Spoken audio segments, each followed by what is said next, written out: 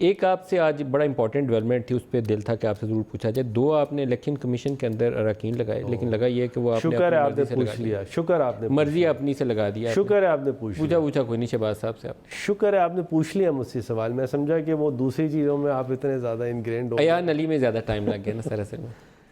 دیکھیں یہ ندیم، میں آپ سے گزارش کروں کہ ان لوگوں سے پوچھا جائے جنہوں نے 18ویں ترمیم کی یہ شق بنائی، جنہوں نے ایک غلط ڈرافٹنگ کر کے ود ڈیو رسپیکٹ میرے بھائی ہیں، ان سے پوچھا جائے کہ آپ نے یہ انویزج نہیں کیا کہ اگر یہ ڈیڈ لاک ہو جائے تو پھر آپ کیا کریں گے. ہوا دیکھیں اس کا پروسیجر کیا ہے اور میں بتا دوں کیا ہوا آگے، کمپلائنس کیسے ہوئی پروسیجر کی. آرٹیکل 213 ہے کانسٹیٹیوشن کا اور آرٹیکل 218 ہے کانسٹیٹیوشن کا، یہ ریلیونٹ ہے. یہ مل کے اگر آپ پڑھیں تو اس میں یہ اس طرح کی بات ہے کہ چیف الیکشن کمشنر یا دوسرے ممبرز ای سی پی کے، ان کی اپوائنٹنگ اتھارٹی صدر پاکستان ہے. لیکن اس کے بعد یہ لکھا ہے کہ اس میں کنسلٹیشن ہوتی ہے. فرسٹ سٹیپ، 2 سٹیپس ہیں. کنسلٹیشن ہوتی ہے پرائم منسٹر اور لیڈر آف دی اپوزیشن کی، اور اگر کنسنسس ہو جائے تو کنسنسس والا نام جو ہے وہ صدر کو دے دیں اور صدر اپوائنٹمنٹ کر دیں. اگر کنسنسس نہیں ہو تو پھر ایک پارلیمانی کمیٹی کانسٹیٹیوٹڈ ہے جس کے پاس یہ معاملہ جاتا ہے، اور اس پارلیمانی کمیٹی نے 2/3 میجورٹی سے کنسنسس کر کے صدر کو بتانا ہے. اگر 2/3 کا کنسنسس نہیں ہو تو ڈیڈ لاک ہے. پارلیمانی کمیٹی میں آدھے گورنمنٹ کے ہیں، آدھے اپوزیشن کے ہیں، 50-50. 2 دفعہ یا 3 دفعہ ان کی مشاورت ہوئی. پہلے تو پرائم منسٹر اور شہباز شریف صاحب کی ہوئی. اچھا، اس میں پرابلم کیا تھا؟ اس میں پرابلم یہ تھا کہ وہ ان رائٹنگ ہوئی. سپریم کورٹ کا ایک ججمنٹ ہے، وہ یہ کہتا ہے کہ یہ مشاورت ان رائٹنگ بھی ہو سکتی ہے. وہ ان رائٹنگ مشاورت ہوئی.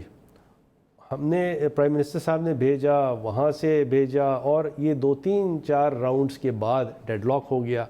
پارلیمانی کمیٹی میں آیا، 2-3 راؤنڈز کے بعد یہاں ڈیڈ لاک ہو گیا. جب ڈیڈ لاک ہو جاتا ہے تو پھر کیا کیا جائے؟ اب آپ سنیے.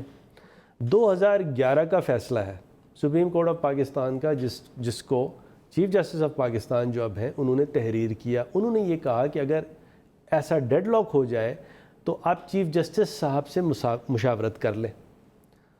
بہت اچھی بات تھی. لیکن اس کے بعد 2013 کا فیصلہ آیا. 2013 کے فیصلے میں میرے بھائی جن کو میں بہت ہی سمجھیے کہ ہر وقت یاد کرتا ہوں، اور ان کا نام ہے لطیف کھوسا، ایڈوکیٹ، سینئر ایڈوکیٹ ہیں سپریم کورٹ کے. انہوں نے آرگیومنٹ پیش کیا سپریم کورٹ میں کہ جناب آپ نے جو 2011 کے فیصلے میں چیف جسٹس کی کنسلٹیشن پہ پابند کر دیا، یہ فیصلہ غلط ہے، کیونکہ یہ کہاں درج ہے قانون میں یا آئین میں کہ یہ کنسلٹیشن ہونی چاہیے. جسٹس آصف سعید کھوسا ایک زبردست جج ہیں، انہوں نے اپنے اس فیصلے کو ریویو کر لیا یا ریکال کر لیا. اور کیا فیصلہ دیا؟ انہوں نے کہا نہیں، یعنی اگین ڈیڈ لاک آ گیا. تو میں نے اچھا لطیف کھوسا صاحب کی بات کیوں میں کر رہا ہوں، انہوں نے کہیں ایک جگہ یہ کہہ دیا کہ یہ تو کیا پروسیجر ہو گیا، آپ یہ آرگیومنٹ نہیں کرتے تو میرا آسان تھا پروسیجر. دیکھیں بات سمپل کیا ہے، بات سمپل یہ ہے کہ جو سٹیپس درج تھے گورنمنٹ نے وہ فالو کر لیا. تو پھر تو آپ کو عدالتی فیصلے کا انتظار کرنا پڑے گا. جو عدالت کہے گی پھر وہی راستہ بنے گا. حاضر جو عدالت کے